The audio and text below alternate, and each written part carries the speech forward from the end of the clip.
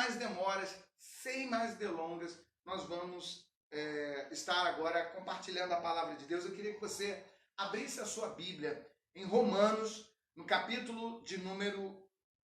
Romanos, sim. Romanos 11, 36. Romanos 11, 36. A fitinha que estava marcando de hoje de manhã. Romanos 11, 36. Pois dele, por ele e para ele são todas as coisas. E a ele seja a glória para sempre. Amém. Queridos, dele, por ele, para ele são todas as coisas. Tudo que há. A minha vida, a tua vida é para a glória de Jesus. Nós não estamos aqui vivendo para uma outra razão que não seja para ele. Eu perguntaria para você agora, a vida que você está vivendo para você mesmo ou para Deus? Será que nós estamos realmente vivendo para o Senhor, anulando o nosso próprio eu, cumprindo a vontade do nosso Criador?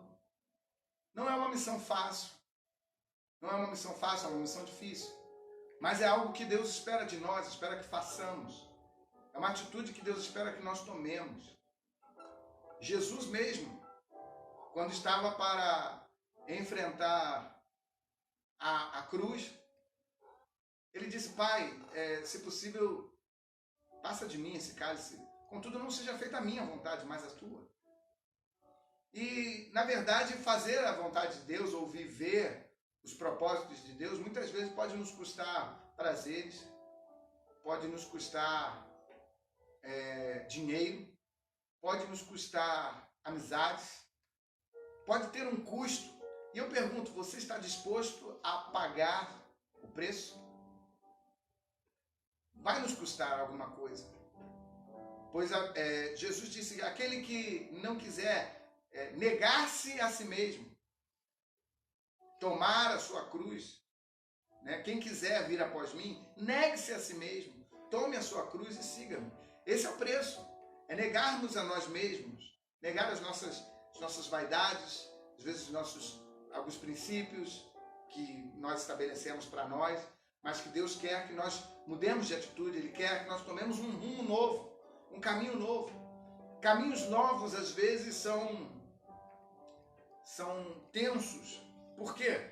Justamente porque são novos, porque não conhecemos, não estamos preparados, não estamos prontos para enfrentá-los. Meus queridos, Deus espera de nós um posicionamento, Deus espera de nós um entendimento de que a nossa vida aqui na Terra é transitória e de que tudo o que temos em nossa vida é para Ele, é para Deus. Tudo que vivemos para Ele. Tudo que experimentamos por Ele. Porque dele, para Ele, por Ele são todas as coisas. A gente precisa entender isso. A minha família não é minha, a minha família pertence ao Senhor. A minha casa, o meu carro, os meus negócios, os meus projetos, a igreja que eu pastoreio, nada é meu, tudo é dele. As ovelhas que eu tenho cuidado, eu cuido como se fossem minhas, mas não são minhas, são de Deus. Tudo pertence a Ele, é tudo dele. A gente precisa entender isso. Muitas vezes nós queremos brigar com Deus porque achamos que as coisas são nossas, porque achamos que os nossos filhos são nossos, achamos que nossa família é nossa, achamos que nossa saúde é nossa, achamos que a nossa vida é nossa, que nós podemos viver e fazer aquilo que bem nos agradar. Só que, querido, eu quero dizer que não é bem assim. Será que a tua vida está glorificando a Deus? Será que você tem conseguido viver os propósitos de Deus para a tua vida? Você já parou para perguntar, Senhor, qual é o teu propósito em mim? Né? Uma das coisas que eu estou observando no De Frente com o PA, há uma pergunta: você já descobriu qual é o teu ministério?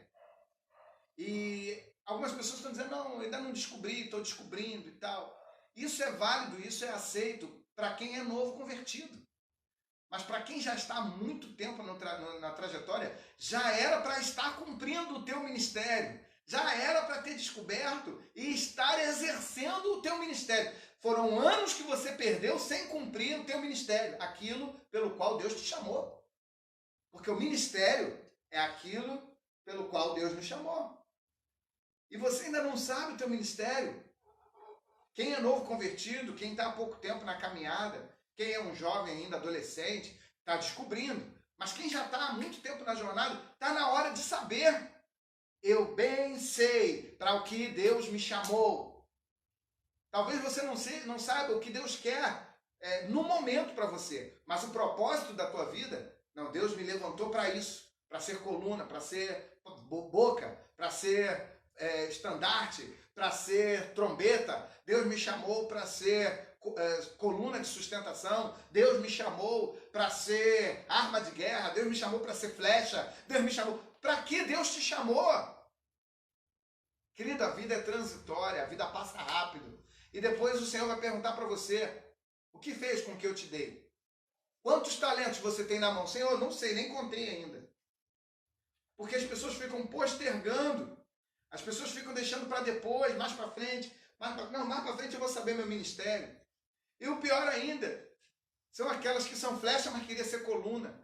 Aquela que é coluna, mas queria ser arco. Aquele que é arco, mas queria ser trombeta. Aquele que é trombeta, mas queria ser vaso. Aquele que é vaso, mas queria ser porta.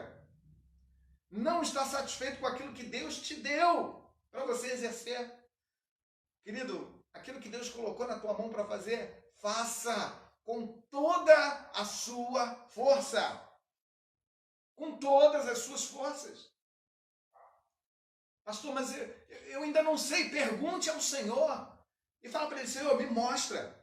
Eu estou insatisfeito com essa situação. Eu quero ver uma mudança na minha vida ministerial, na minha trajetória. O teu discipulador tem que cobrar isso de você. Você precisa saber.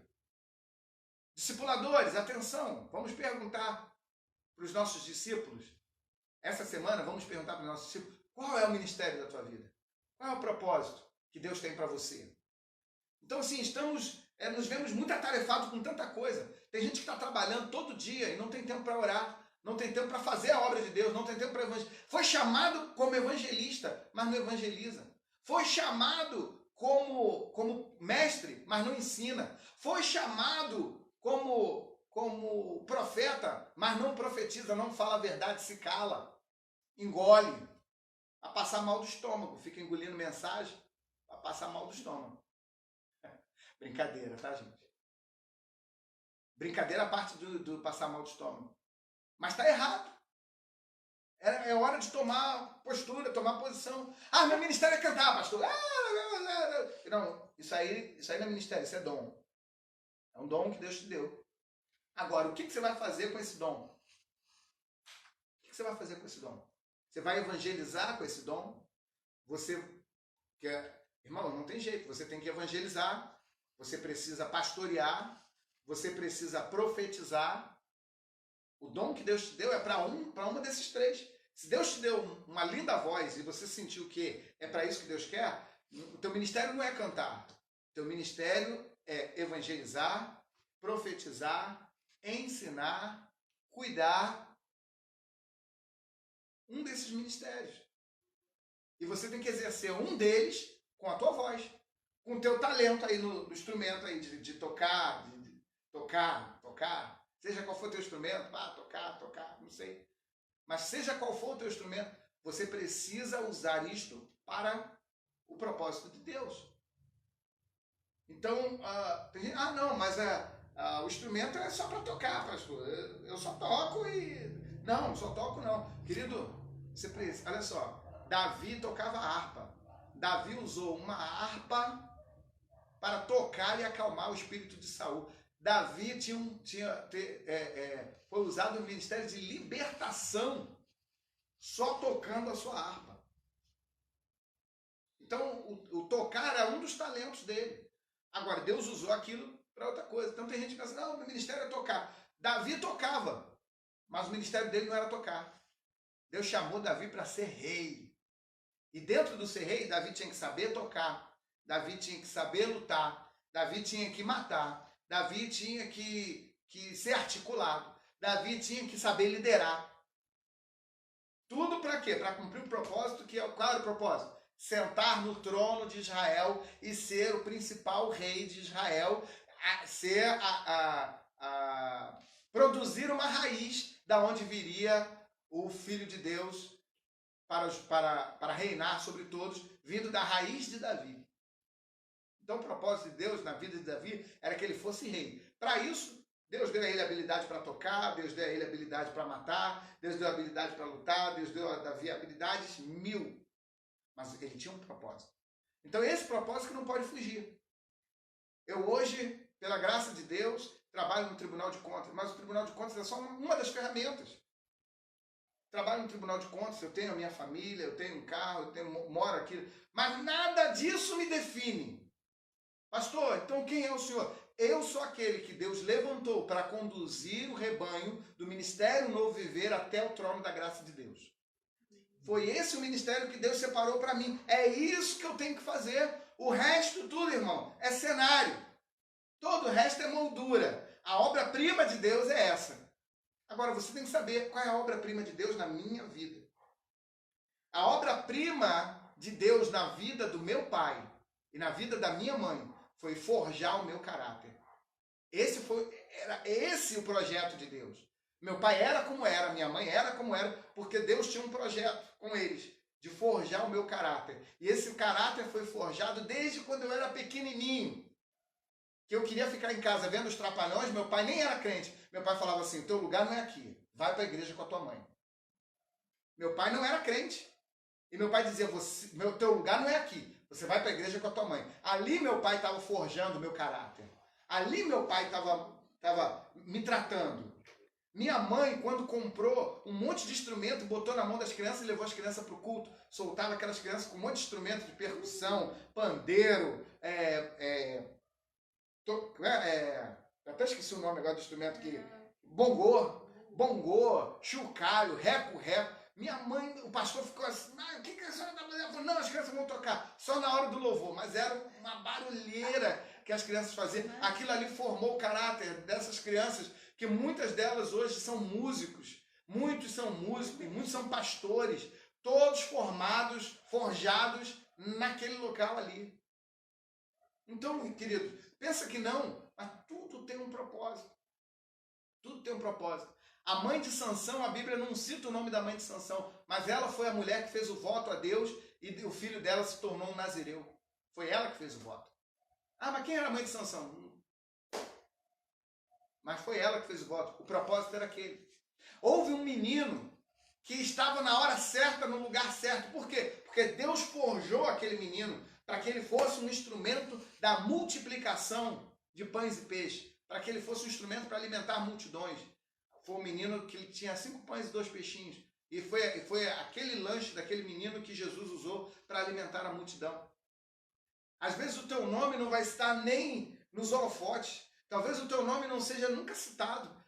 Talvez você diga assim, pastor nunca citou meu nome lá na live. Eu sempre assisto a live, o pastor nunca falou, ô irmão, rapaz, seja bem-vindo. Talvez o pastor nunca tenha dito isso, mas o teu nome está escrito no livro da vida, porque Deus tem um propósito para você e o teu propósito está sendo cumprido, porque você está fazendo a missão pela qual o Senhor te chamou. Glória a Deus. Tudo é dele, para ele, por ele. Você está entendendo? Tudo. Nada fugiu aos planos de Deus. Você é quem é porque Deus quis, porque Deus te projetou para isso, porque Deus te chamou para isso, Deus te escolheu para isso, e Ele está forjando o teu caráter. Deus colocou um discipulador duro, uma discipuladora dura ali no teu pé, no teu calcanhar, para forjar o caráter. É porque Deus está querendo tratar alguma coisa. Foi assim que Deus fez com Davi. Para Davi se tornar um homem segundo o coração de Deus, Deus teve que botar Saul na vida de Davi. Um discipulador que queria matá-lo, mas ajudou a forjar o caráter de Davi. Eu não sei como é que é o teu discipulador. Eu não sei se ele é duro, se ele é daquele amigável, se ele passa a mão na cabeça dos teus erros, ou se ele é daquele que corrige. Eu só quero dizer uma coisa, ele é exatamente aquilo que Deus queria para a tua vida. Exatamente, sem tirar nem pôr. Desde que ele não esteja fazendo nada fora da palavra, ou desde que ele não te exclua da vida dele, tá certo. Assim é um pai, assim é uma mãe. Ninguém escolhe pai e mãe. O pai e mãe tá lá e eles são os instrumentos que Deus usou para forjar quem você é. Você fala assim, pastor, porque você não conheceu meu pai.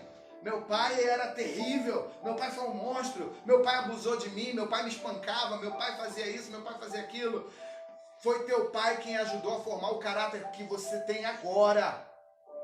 Se você ama os teus filhos e age diferentemente com os teus filhos, é porque o teu pai foi o instrumento para você ver como não deveria cuidar dos seus filhos. E é a hora de você agora fazer a diferença. Deus está chamando você para fazer a diferença. Deus está nos chamando para fazer a diferença. Deus está nos chamando como igreja, nós do ano de 2020, para fazermos a diferença. A história está mudando. A igreja será outra após tudo isso. A igreja será outra. A realidade será outra. E nós faremos parte disso. Nós faremos parte da igreja que vai explodir no evangelismo, na evangelização, no ganhar de vidas, no crescimento, na expansão do reino. Deus vai impulsionar a igreja. Nós somos a igreja do avivamento, a igreja das conversões, a igreja dos milagres, a igreja das transformações, a igreja da cura, a igreja da libertação, principalmente a igreja da salvação. Amém. Deus nos chamou para isso. E nós precisamos estar preparados, prontos para isso. Ah, Senhor, usa-nos conforme tua vontade. Cumpre em nós o teu querer. Faz de nós, ó Deus, instrumento nas tuas mãos. Verdade, Deus. Senhor, não é o bisturi que diz como deve ser o corte, mas é o cirurgião. Ó Deus, tu és o cirurgião, perito. Usa-nos, ó Deus, para fazer o corte certo, no local certo, para que todo o processo cirúrgico seja de sucesso. Assim, Senhor, nos colocamos em tuas mãos, te agradecemos, no nome poderoso de Jesus. Amém. Amém. Glória a Deus. Aleluia. Glória a Deus. Deus abençoe. Semana maravilhosa para vocês. Em nome de Jesus.